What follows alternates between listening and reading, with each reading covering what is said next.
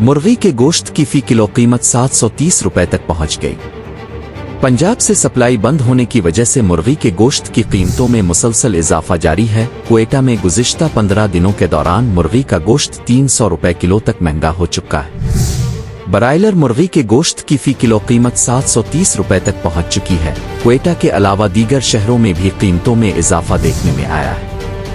दुकानदारों का कहना था कि पंजाब से मुर्गी की सप्लाई बंद होने की वजह से कीमतें बढ़ रही हैं। गोश्त महंगा होने से कारोबार भी शदीद मुतासिर हो रहा है।